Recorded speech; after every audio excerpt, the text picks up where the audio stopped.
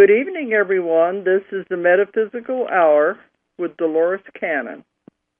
And we're back live again tonight. I always tell you the date so you'll know it's a live show and not taken out of the archives because we travel so much. It's a live show tonight. This is August the 9th, 2013.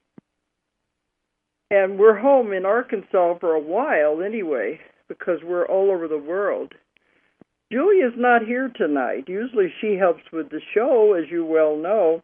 She's in England. We have an office in England. I don't know if a lot of you listeners know that or not.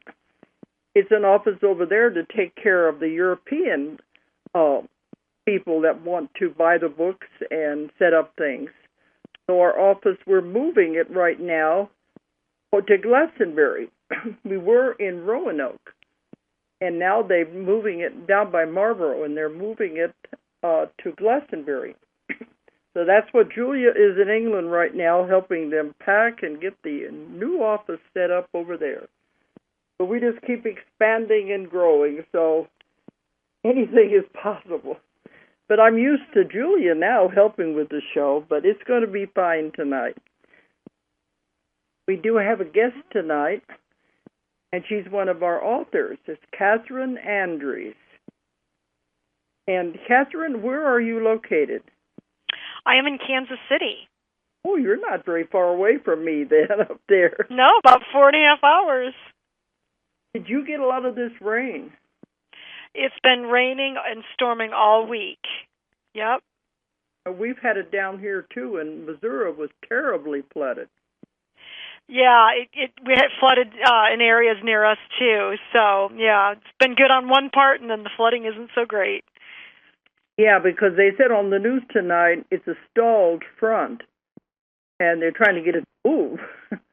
Oh, interesting. Most of it has been just over the border from us in Missouri until the last couple of nights, and now it's moved further south, so we're getting it. So, you know... Well, I don't like that very much, but there's not a lot we can do about it. You know, as long as it doesn't interrupt the technology in our call tonight. Well, we never know. Sometimes electrics, if we have lightning and stuff, it might.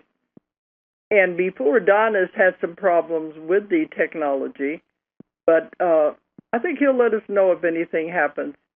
So far, it's just cloudy. I don't think it's going to be any lightning right now. Okay. But before we go on, I want to give out the toll-free number for anyone who wants to call in tonight and ask questions. The toll-free number is 1-888-627-6008. 888-627-6008. And Kathryn Andries is one of our authors. And we just got through with our transformation conference, and she was one of the speakers there. And I think it went very well, don't you? I think it did. I was really excited about it, and I had fun. It was fun. George Nuri was there, and I was really surprised at what a sense of humor he has. Oh, yeah, he was hysterical. I've known him just doing the radio shows, but I had never met him in person, and had no idea he had such a sense of humor. So it really added to the whole conference. Okay. Oh, it did, yeah, because he was almost the last night. It kind of wrapped things up with some humor, and, there was so much wonderful information, and it was nice to kind of have a little lighter evening with his humor. Yeah. But, never know what you're going to get. But I think everyone did really well at the conference. Now, Kathryn has written a book that we have published. Really, it's actually 2 books because one of them is a workbook. And the name of her book is Soul Choices. And then it has the workbook that goes along with this. 6 paths. These are part of your soul choices. There are 6 of these choices. And Kathryn says that you choose, I've talked about this before you come into a life, or on the spirit side, you do make your plan. And you make your choices of what you hope to accomplish when you come into the life. And you make your plan. And she says you have 6 choices that you make before birth. Part of this plan, is that correct? That's correct, yeah. And so if people want to understand their life purpose, they have to look at these choices that they made before coming into the body, and that will really unlock what they came here to do. Yeah, because, a lot of people think it's very complicated. But before we get into this subject, let's tell people about you. I always like to start off at the beginning and telling people, about you and your background and how you got into all of this. So talk about go ahead. Talk about yourself. Sure. I luckily was born into a family where there was no formal religion. So I was kind of left on my own to search out some answers. And my dad was kind of against religion. He said, there were no answers to be found there. So I started searching at a young age. I was about 12 or 13. And I said, well, if religion doesn't have the answers, what does? So I started going to the library, and I was drawn to books by Ruth Montgomery. She was one of the first authors that I started reading, and when I learned about reincarnation, it just rang so true to me, and continued on reading metaphysical books throughout my teenage years and delving a little bit into meditation and things, and really was hooked on it ever since I started reading about it. And so when I was in my early 20s, after I graduated from college from the University of Michigan, I really was looking for what was my life path. And so I didn't want to do the traditional routes to find out, so I went to see an astrologer. And she gave me a reading that just completely blew me away in terms of the information she related to me. It was so significant. It rang so true to me and just spoke to my heart. I knew that I was onto something. So I studied astrology for years, became a practitioner, worked individually with people, began teaching classes in it. And I worked in business as I was doing this metaphysical research on the side. And then over a period of about 10 years, I delved into the other paths that we're going to talk about tonight. I learned palmistry, numerology. I learned a form of iris analysis called Rayad iris. And each one of these studies just opened up a whole new world to me about what I could learn about myself. And then because I was so intrigued by it, I became a practitioner of that science and began practicing it with people, doing the research. And then when I met my husband, we both started training and doing past life readings. And that opened up a whole new chapter for both of us. So we do the Edgar Cayce style readings, where my husband puts me into a trance-like state, and we're able to retrieve past life information for people. So over about 12 years, we did a lot of research on the past lives that we read for people. We had our own lifetimes read several times, and I saw that you really, in order to understand yourself today, you have to go back to the beginning of when you started incarnating in bodies, and that's the key to the whole past life section. To figure out how you adopted this different set of beliefs and attitudes and your karma. Everything is, going back to that beginning, the past lives.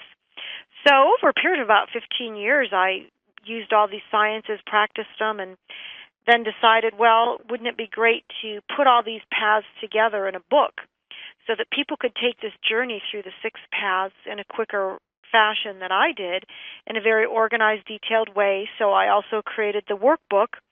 And it's a process that people work through and come to all these wonderful answers and conclusions about their life so that they can assimilate why they're here now and not waste a lifetime. They can really accomplish the mission of what they came here to do.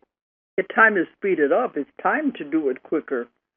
But that's one thing I was going to say. This book is an amazing amount of information in it.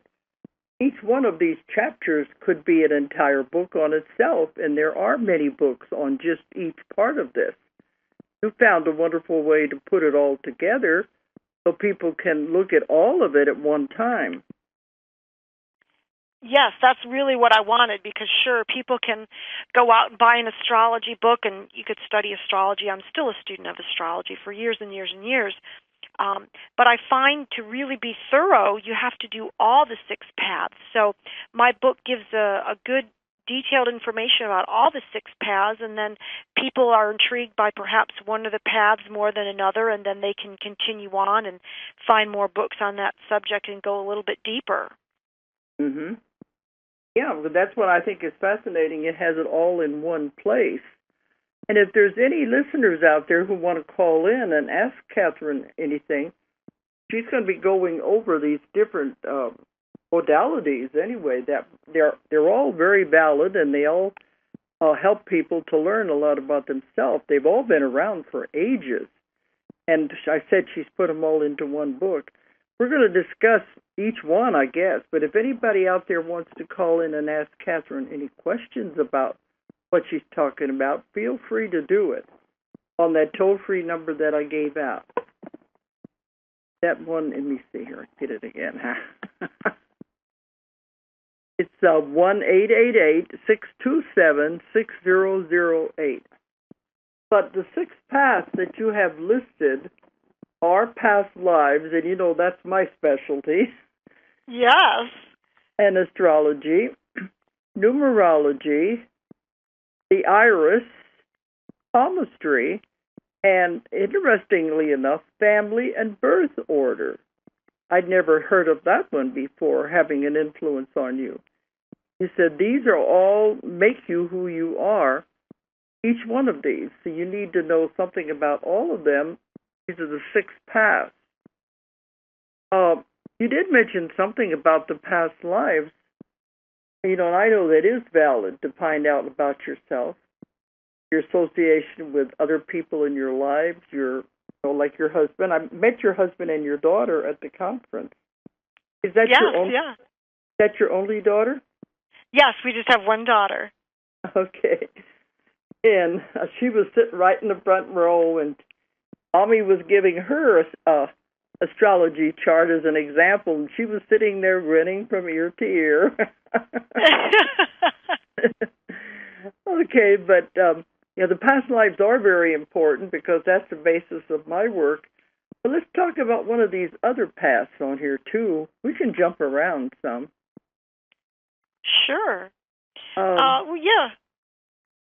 Well, I am interested in the one about family and birth order. Yeah, that's an interesting one. I always talk about the fact that we're going to be spending about 18 years with our birth family. And so it's such an important choice and they're going to be right in our face. It's not like a friend that we can choose to see when we occasionally want to. We're going to be surrounded by this group of people. So that choice of family is so key because they're going to stimulate the 2 aspects of our life purpose, which I haven't mentioned yet, but the 2 aspects to our life purpose are developing our gifts and talents and learning our lessons. You know, what are our challenges? What areas do we still need to experience those lessons? And so family is a wonderful stimulator of our lessons. You know, of course, whatever our parents do to push our buttons, we chose them for that reason. And they do push our buttons sometimes. Oh, definitely. Yeah. And at the same token, they can also be wonderful supporters of our gifts and talents. And in the book, one of the examples I give is Mozart. He came into this lifetime obviously wanting to develop his creative musical abilities. And so the family he chose was all musically inclined. His sister was a musician, his older sister, and his father was actually a member of the orchestra and was an accomplished musician himself. So Mozart chose this family, and by the age of 4, he was telling his father what notes to put down on the paper, and he composed his first song. And his father encouraged him all along, and when he recognized the talent that his son had, he quit his job in the orchestra and devoted his entire life to promoting his son and setting up concerts for him around Europe. And his sister also really encouraged him. So it's an example of a family that really was perfect for him. Now, the other interesting thing about his choice of family is that he had money problems his entire life, believe it or not. He died pretty much in poverty, Mozart did. And his father also had a difficult time managing money. So I think that that's one of the lessons they were working on together was something about self-worth, self-value, why maybe they didn't value themselves enough, which is why they had money problems. So, that's a great example to look at in terms of family choices. And I always tell people, and people are aware of this, if you don't learn the lessons with your mom and dad, you're probably going to end up marrying somebody who's going to be very similar to one of those parents that you're still working, through issues with. I find that constantly in my work. They just jump from the frying pan into the fire, and they just continue it. But, we do choose our parents and our circumstances. We also sometimes choose parents that are negative experiences. But yes, that's in my true. Work, therapy, I run into that all the time, people with very bad childhoods. But I tell them, remember, you chose this. Now, what did you learn from the situation? Yeah, as long as people can see the gift or what they learned from it, they're usually more able to let it go, the difficulties and the anger that they could feel towards a difficult family situation. A lot of times it's karmic. I had a student in one of my classes who had an abusive mother, and she wanted to get to the root of it, and they had a past life reading together, and it turns out that she was the abuser in the previous lifetime. So yes. she was now experiencing she was now having to experience what it was like. So hopefully she got it this time. That's the way karma works, and we don't realize that we're not a victim. We have planned this because of something that happened in other lifetimes. It makes more sense if you could look at it that way. But I always tell my clients, did you learn anything from the situation? If you learned even one thing, that was the reason why you chose to have that experience. Yes, and in the workbook, I offer a whole questionnaire process that takes people through looking at their family in depth, and they answer the questions, and through that process, they begin to uncover things about why they would have chosen a family and traits and qualities that their parents had. They look at it at a deeper level and usually come out understanding and why they chose that family and seeing what the beauty of the lesson was. And then I also... Go ahead. I was wondering about the part about birth order.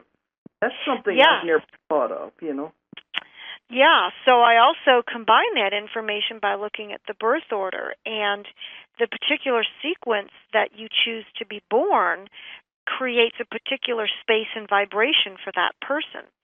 So the study that I use in my book was by a man named Denny Johnson, who also was the originator of the iris method that I use. I loved his birth order study because I've worked with it over many, many years and found it so accurate when I use it with people. And he basically has identified 6 siblings, 6 boy sequences and 6 girl sequences. And so, for example, the birth order is actually based on your birth order according to your father. So you look at what child were you born to your dad. So if you're the first child born to your dad and you're a female, you would be the firstborn girl.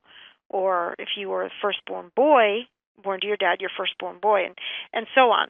And you read the description about that particular sequence, and you see that each one has certain gifts that are endowed to that birth order, as well as certain lessons to work through.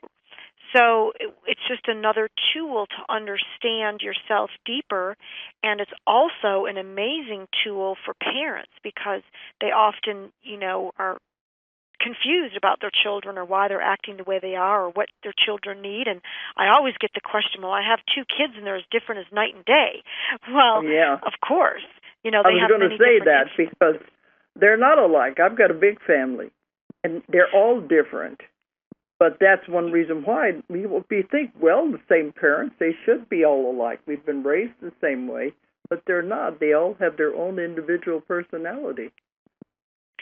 Yes, and part of it, has to do with the birth order. And, for example, the firstborn girl is known as the mother bear, and she just loves to model herself after her mother and wants to do housework, very domestic, usually the first one to get married and have a family. Whereas the second born girl, is like the mysterious metaphysical one who is not interested in all about housework and domestic. She kind of goes off into her own world and, communicates with spirits and is more introverted and wants to ponder the mysteries of the world. So completely different vibrations of first and second born girl.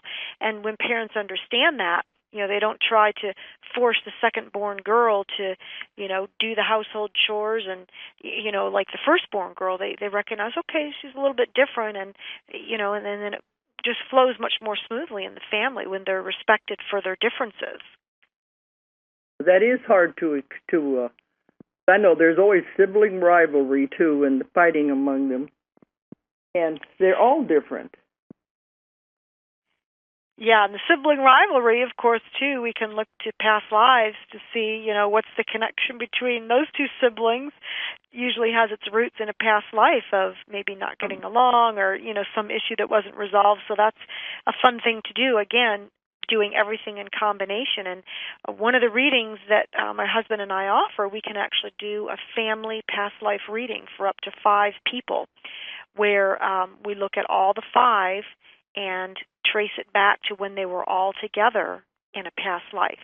Now, sometimes, when you're talking about 5 people, you don't always find a lifetime when they were all present. But most of the readings we've done, we do find a lifetime where all of them were together. Of course, all the roles were different, but then you so much clearer understand the present family dynamics. Yeah, because in my work, you might find 1 or 2 in a past life, but it's harder to find them all. And they will change roles. And it can be really interesting the way they change roles. To be mother and father in one, mother and daughter in one, and then maybe husband and wife in another life. And I found some very interesting past lives doing that. Oh, yeah, it's fascinating. Because that's what I tell people. This is just a play anyway. Life is just an illusion. It's just a play. And you're just acting out parts is all you're doing. Right, and a lot of times what happens is we get attached to the part we played in a past life, and we want to play that part again. So if we were the mom in the past life, but we're the child this lifetime, we still want to be the mom and boss everyone around. It's like, well, no, you have a different role now. And that's what I tell people. Your greatest enemy now could have been your greatest friend on the other side. And they just said, this time I want to play the villain. So they come in and do that part. And some of them play their parts very, very well. But they're just playing a part that you have assigned to them to learn something from. Then when I think you leave the life and you're on the other side, they'll say, well, I did a pretty good job as being the bad guy, didn't I?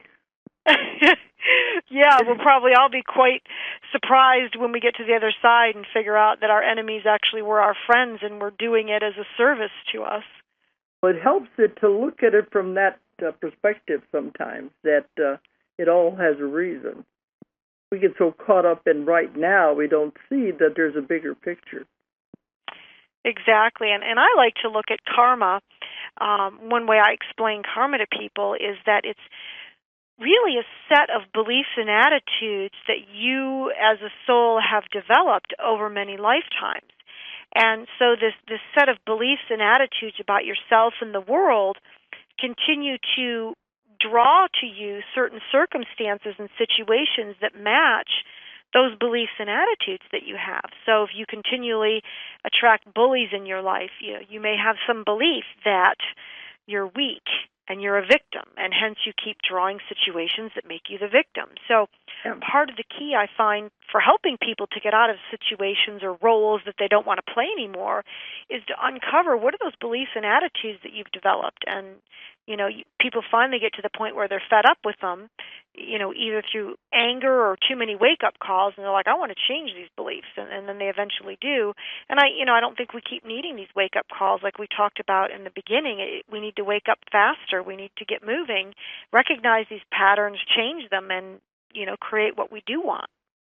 That's what I tell people. If this is just a play, you're the actor, director, producer in your own play. You're also the script writer, but the script is not written yet. It's written as it goes along. which means you can change it at any time. If you don't like the way your life's going, you can rewrite your script. And they don't realize the power they really have. That's a great point, because I always also stress in the book and in my classes is that one of the most powerful forces in the universe is free will. That, yes. No matter how strong your astrological influences are, or your past life beliefs and attitudes, you have free will, which means you have the power in the present moment to change anything you want and, like you said, rewrite the script differently. Because everything in your life you have created, you have put there. If you're not happy with the way your life's going, change it. It's that easy. It may not sound easy to some people, but it really is, because you're a much greater, powerful being than you think you are. Right, exactly. When we shed these bodies, we see our true light and how powerful we are. And I think that's a big part of the life purpose work that I do, is opening up people to their power when they see all the possibilities from their charts. And when they realize that, most of us, since the time of Atlantis, have had at least 100 lifetimes on Earth, some a little more, some a little less. And every experience and every lesson and understanding that we've gained in that lifetime, we don't lose. We store with us in that subconscious. Yeah. So our soul is a storehouse of information, talents, gifts, understandings. I mean, we are so powerful. With every lifetime, we've become hopefully wiser because we've had more experiences. And so we need to tap on that and realize, wow, look at everything I have gained up to this point, and tap into that subconscious and let it loose. Yeah, and if it's appropriate, we can bring those talents back. Nothing is impossible. I've been told that so many times in my work. There are no limitations. Nothing is impossible. The only limitations are those that you put upon yourself. Yes, I agree. Let's talk about the iris, because, I know about iridology, where they take the pictures of your eye and they're able to see things in the iris. But I think that's different, isn't it? Yes. This study is actually called Rayad iris, and the only thing it has in common with iridology is that it uses the eyes as a tool. So whereas iridology looks at the eyes to see what's going on physically with the person and to understand their constitutional strengths, Rayad, and the word actually comes from ray, meaning ray of light, and id, meaning the ego. So the ray of light illuminating the ego, we look at the eyes to understand our psycho-spiritual qualities, our gifts, talents, our lessons, our personality, our creative style. Again, so many things about ourselves we see through the eyes.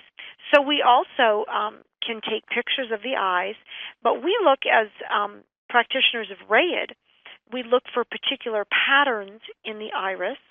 We look for rings around the iris. There's several rings that you can form around the iris that also allude more to your character. We can tell things such as whether a person tends to be more inner-directed, if their energy goes inward, or outward, if they're more expressive. And we can also tell if a person is more right or left brain dominant. So it's really an amazing study. And Denny Johnson discovered that there's 4 main iris constitution types, and then there's 4 combination types. And each one describes the way that the person approaches life. So we have the person that approaches life from the emotions, which is the flower iris. We have somebody who approaches life from the mental or the mind, which is what we call the jewel iris. And then we have somebody that responds to life kinesthetically. This is the very sensitive person, what we call the stream iris. And then lastly, we have people that experience life from extremes. They're the extremist type, and that's what we call the shaker. And so when we understand our core iris type, we choose careers, we choose friends, we choose hobbies, we choose a lifestyle that really supports that core constitution. And then we tend to feel healthier and happier about ourselves. So I always tell people, if you're not happy at a job or with your life, it's probably not supporting your influences. And one of the areas we can look is your eyes. So just a brief example, I have the flower iris type. And so flowers live life through the emotions, and it's a very creative iris type. They want to be around people and find a career where they can express themselves and communicate. So in my beginning years, I thought I was going to follow in the footsteps of my father and become an accountant. And I was miserable when I would work in accounting. I thought, oh, this is not me. I felt literally like I was a wilting flower. I didn't know that was my iris type at the time. And then when I got into writing and teaching and public speaking, I just blossomed. I said, this is it. And then when I read about and learned about my iris type, it all fell into place and made so much sense. But you can't just see this by looking at someone, can you? Well, if somebody has light-colored eyes, like light blue, sometimes I can see the patterns just looking at their eyes with good light. But darker-colored eyes, dark brown, it's best to have, either a magnifying glass with a little light or having, professional pictures taken, and then you can really study the patterns and see clearly. I was thinking isn't it? It has to be real detailed like that. It's nothing you can just tell by talking to someone. You can't see that in their eyes. Right, yeah, I usually, will have a really good magnifying glass, and I have a special light. And then I also like to back up what I see with pictures. And so people I can point to the pictures and show them what I'm talking about as we talk about the different patterns.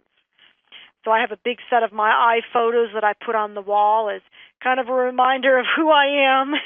Because I know with the iridology, they're looking for little specks and things in the iris. This sounds like it's different. It is different. I think it's easier to see the patterns with Rayad iris. And Denny Johnson in his books does a wonderful job of pointing out the iris patterns and what to look for, and of course in my books as well.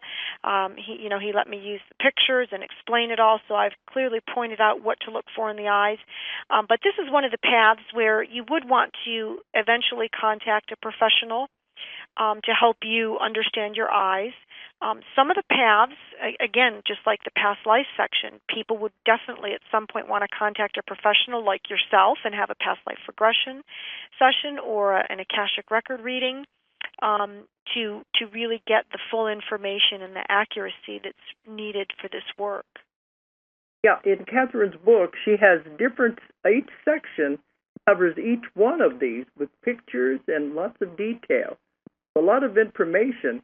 Like I said, it's all combined into one book instead of having to buy 6 books.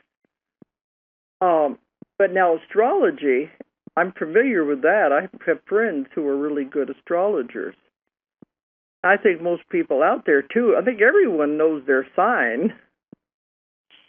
But, nowadays most people do. Yeah. Well, just an example. I'm an Aries. What could you say about that? Well, the sun sign, which is based on the month of your birth and day, is about your identity and how you want to identify yourself this lifetime. So choosing Aries, you wanted to identify with leadership qualities. If you think of the sign of Aries, it's the ram, which is an animal that likes to take the lead. It's very powerful. It's a pioneer. So you chose that influence to help you embody that as well as to be part of your life mission. So, you're definitely a pioneer in the area of writing books on UFOs and reincarnation and all these topics. Like you said, when you first started writing, nobody was really exposing those truths. That's why I always say that I'm an Aries. They go in where the angels fear to tread. Yeah, so you chose the perfect influence for you because the Aries Ram is not afraid to, charge new territories and to be the first and to be different and to stand out in the crowd. And you had to have an influence like that would have given you the aggression, and the courage to stand up and write a book like that and not care if some people laughed at you or called you crazy. So, it's such a perfect example of why you would have chosen that sign. I'm just using myself as an example so people can identify with it. Usually I don't do that. But my husband, he was Taurus, and we were only a week apart, which is interesting. Yes. Well, there's many similarities between Aries and Taurus. The Taurus is the bull, which is the earth sign, which is also very powerful like Aries, wants his own way, can be very determined and steadfast. That's the one thing about Taurus, is they've come into this lifetime to be steadfast. And they're both like the bull and the ram. We used to butt heads a lot. I imagine you did. But you understand a lot about yourself when you're with somebody who's similar to you, because you get to see those traits every day. And I remember I was teaching class one time, and I had a woman in there who was a Taurus, and she said, well, I think being a Taurus is one of the most important signs in today's era, because we have that quality of steadfastness and determination. And she said, in today's world, so many people start something and then they drop it a month later. Oh, this is boring, or I don't want to do this anymore. But Taurians have that ability to stick with something, and I thought that was a really good point. Yeah, but sometimes they overdo it. Sure, they can get stubborn and stick their heels in the mud and don't want to progress. Well, and I always point out, with every sign, with every influence, there's a positive and a negative expression. Yes, there has to be. Yeah, it's the duality. And so no sign is better or worse than another. It's just, again, the free will. Is the person going to express all the negative qualities of that Taurus and be a stubborn bull and not budge? Or, are they going to use it more for being determined and being steadfast on a particular path? So again, that's the choice. And we do choose all these things before we come in. I found we do choose what sign we're born under. But, yes, we plan out what day we want to be born so that the heavens will give us a planetary alignment that suits us. Yeah. And I think most of the people who have been listening to my show, I've been on the air now for almost 9 years, most of them are into metaphysics, so they know most of these modalities anyway. But I think it's interesting to explore them, because we know there's a lot of truth in them. They're so old. They go back so long. Anything that's been around forever has got to have some basis of truth in it. Oh, exactly. That's why I call them intuitive sciences, because they are scientific in their accuracy, and they also, have an element of intuitiveness to them as well. I think good practitioners in these sciences have to use their intuition as well. And astrology, the caves in France, those Lascaux caves they have found drawings, from 12,000 years ago, and they found drawings on those caves that look like the glyphs of the different astrological signs. So that's just a clue, is that even the ancient cultures knew of the astrological influences. How long they've been around. Mm-hmm. Oh, yeah. And even though, like you mentioned, so many people who are into metaphysics know about astrology and so forth, I think the difference in my book and how I approach it is not that it's just a fun tool, which it is, but I use it with the focus on life purpose. So using astrology to see what is my life purpose, that's kind of the slant that I use these sciences for. And I know palmistry. I studied palmistry years ago. I don't use it anymore, but I believe there is something there. But with palmistry, I think it's more intuitive. Just like, if you remember Justine at the conference, she's a master tarot reader. But to me, the tarot cards are just a tool. She's usually using most of it is her own psychic abilities. So I think the same thing is with palmistry. The lines definitely do tell you something, but a lot of it does go back to the intuitiveness of the reader, too. Oh, I would definitely agree, especially, because the hands are alive. So when I don't like to do palm readings from a distance, because I want to see the person. I actually touch their hands. I hold them. I feel them. And you pick up on the person's vibration as you're doing that. So, yes, of course, I look at the lines and all the little details about things I've studied about the hands. but I also get a lot of information just holding their hands and, picking up on the vibration that's emanating from them. And so things come to me in the reading that aren't what I studied in palmistry. And, it obviously is coming from somewhere, and it's that intuitiveness that I think adds to the reading, definitely. Yeah. That's why, Justine doesn't like to do things on the phone. Do you like to do readings on the phone or not? Well, the only reading that I don't mind doing on the phone is astrology, because the chart just speaks to me so clearly, and it's so deep that I almost feel as if the person's in my presence when I'm looking at their chart. It's just an interesting thing. I don't know if the planets are speaking to me too or something. So I can do that one long distance, but most of the other readings work much better when I have the person in my presence. So that's why I like to teach a lot of classes and do workshops where I can be face-to-face with people. And you're doing these workshops all over the country? Yes, I am. Yep. Yeah, so I have several events coming up that, will be posted on the website and things. Hey, we got a caller, but you want them to check out the website and see where you're going to be? Yes, please do, yes. We have a caller online. Who's there, please? Hello? Hello? When it made that loud beep, that meant there was somebody on the line. Well, if there is, they'll call back, I guess. So tell everybody where you're going to be, where your next workshops are going to be. Well, right now I'm going to be focusing for the next couple months on the Kansas City area.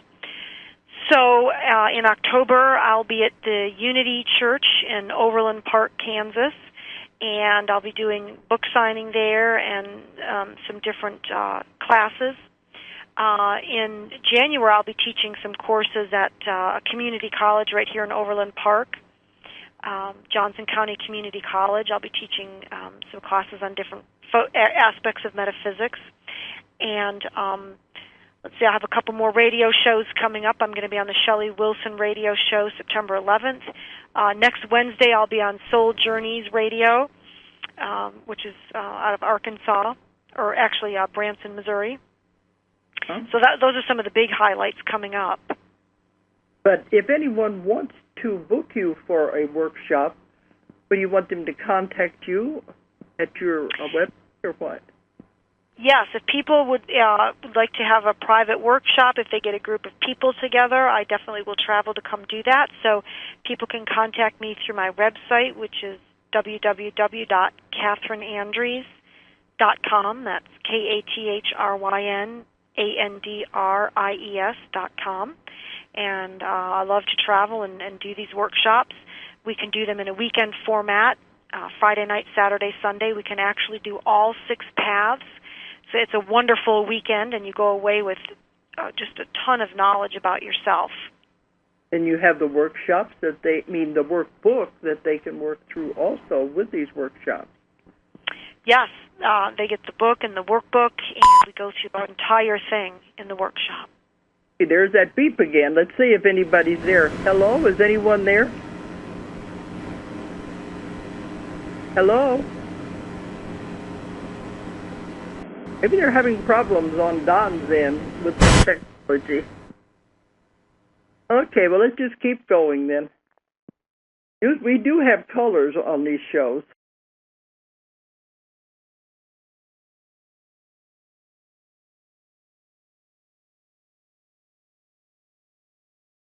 So he said we're having problems on the Skype line, so we're just ignore any beeps on there. Okay. All right. It's a thing. They're in California, and everything is electronic now, and technology, and all this stuff. And probably the weather, the lightning isn't helping either. Okay. We didn't talk about numerology, but I think people understand what that is also. Yes. It's neat because every number has a particular vibration. And so our birth date, which again we chose, adds up to a particular number, which is the vibration about us. And it's so simple to do. If you can add and subtract, I tell people you can do numerology. You don't even have to do double-digit addition, subtraction. And your name as well has a vibration to it. So every time somebody says your name, you can we do have our caller back. Oh, okay. We have one, okay, because we don't have a lot of time, so let's see what they want. Okay. Hello, is there anybody there? Oh, yes, hi, Dolores. My name is Joe. How are you? Okay, we were having trouble getting you on. We only got about 5 minutes, so, okay, do you want to ask a question to Kathryn? I had a question about the energy that you mentioned. Can I quickly ask you, in any of your books, do you sense a vibration of energy coming through? What do you mean, a sense of vibration of energy? Everything is energy. Right, and you mentioned, for example, one of the three waves. In the middle of the book, you mentioned there was energy placed by the star beings, the light beings. I actually placed some energy in your book, and when I started reading your book from the very beginning, I felt a pulsation. Yeah, pulsation of energy coming through. Yeah, they said and that there's more in your heart. They said there's more in your books than you think there is, and things that I didn't even write. And they said when people pick up the books and read them, they will get that energy from it. So there's always more in a book than you think there is, and that's what they meant. And sometimes people can feel something and pick it up. So I think that's what you mean. But it's a good energy. Yeah, that's what I kept feeling. It's a good energy. I felt that in your book as I was reading it. I felt the pulsation within the heart. And as I was reading forward, I had questions about, because after December 21st, I kept noticing the sun was totally white. And I kept noticing it. And then thereafter on March the 22nd, I wrote about information that I took some pictures. Because I pulled over a side of the road coming from a food supermarket, and somebody told me to take pictures. And then lo and behold, about a week later, I never looked at the pictures, and I see that there was these star beams coming in through the streamlights of the sun. I took like 4 or 5 different ones. I was so shocked about it. I took several pictures, and I couldn't understand it. And I sent you the pictures by email. I sent you several of them because I kept feeling not only the ringing in the ears, but also the chakra coming in through the heart by what I was reading in your book, because I was trying to find answers to why the sun was turning completely white. And I have pictures of these star beings, so they've given me a symbol through their arm gesture. I get thousands of emails, and I try to read them all. I don't have time to really answer them. I don't remember seeing any pictures, but they may have been some there. If you want, I spoke to Mavis. I'd like it if you would submit them again, and that way I'd be sure to see them. Would you do that? Sure, I would.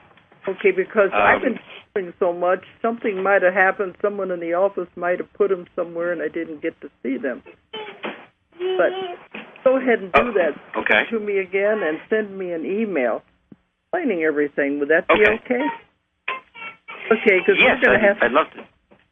Okay, so you do that. You send them back to me, and remind me on there. I'm the one that talked to you on the radio, so that I'll remember what they are. Okay, you do that. Okay. Shall I send it to the same email as decannon@msn.com? Yeah, decannon@msn.com, yes. Okay. Dolores, one other thing. This is the reason I call is because of not only of the photos, but messages that I received last year. I wrote my own book a year ago, but had nothing to do with star beings, what was being explained. And what happened was, the book is named Awake to the Awakening. But what my vision was that the star beings told me last year that there was going to be, that they were coming to the planet, and that they would make changes to the planet, and that there were going to be things that would show up. I didn't expect them to show up sometime in March, and yet, lo and behold, there were several of them appearing not only through the sun, but through several portaling locations of the sun from where I live. And I've got why these don't pictures you go show. ahead and email with this information, because we're coming down to the time that I'm going to have to sign off the air. So I don't have any time to finish talking to you right now. So send me the email and the pictures, and I'll look at them. Okay. And thanks for calling in, Joe. Thank you. Okay. Yeah, Kathryn, I was hoping people would call in for you, but you never know what we're going to get. Oh, that's okay. All right, because we don't have a lot of time left. But I want to tell you an email that I just received that I don't have any idea how I could possibly do this. You were talking about, we know about life purpose and life lessons. Yes. This one email said, why don't you write an entire book about life lessons? What it is we're supposed to be learning, because she said, I can't find anything out there on what we're supposed to be learning. What lessons are we supposed to learn? And I was thinking, there's no way you could answer that. Because I think it's individual for each person. Everybody's learning different lessons. I think you can't list, these are the lessons you have to do before you finish life, because everybody's life is individual and different. Exactly. And if we've had existences, previous existences, even on other realms, there's things that we have already learned. One thing that, people could explore is the connection between some of the Holy Scriptures and the astrological signs. So if somebody looks at the 12 disciples and sees the qualities that they have, they all do relate to each one of the zodiac signs. I do think that we are here to understand and be able to express all the different qualities that the different disciples were able to. So lessons could be, areas like that we have not yet learned to express. That's everyone's life is different and individual, and as you grow older, your lessons change. You keep learning more and more. So I'm going to have to answer the woman, say, it's impossible to write a book, say, this is what you have to learn, A, B, C, and D. It's impossible. Yeah, that'd be too easy. Yeah. No, it's not that easy to figure it out like that. You have to live life. We're coming down to the time we're going to have to sign off. But if people want to contact you, you already gave out your website. Is that how you want them to contact you, if they want to send emails or anything? They can also email me at my name, Kathryn Andries, at AOL.com. Again, that's KATHRYNANDRIES at AOL.com. And the name of Kathryn's book is Soul Choices. And it has the 6 paths in there. Make it very simple. There's a ton of information packed in this one book. And it has the Soul Choices workbook. And these are available in bookstores, but they're also available on our website, Ozark Mountain Publishing, which is OZARKMT.com. Or you can get them through Amazon. You can get them through any book supplier. But you can contact Kathryn about her workshops. Okay, well, it's coming down to the wire. The hour just flies by when we're doing these things. Okay. It does. That was fast. So, Kathryn, I want to thank you for being on tonight. Oh, my pleasure. Thank you. And you keep working out there and doing your job. You're on the right path. Oh, I will. You'll be seeing me around. Okay. So it's time to go, everybody. So I want to thank everyone for tuning in tonight. You have a good evening. Good night, everyone. If you enjoyed the show, check out more of our other videos and be sure to subscribe and click the like button. Thank you for listening to the Metaphysical Hour with Dolores Cannon.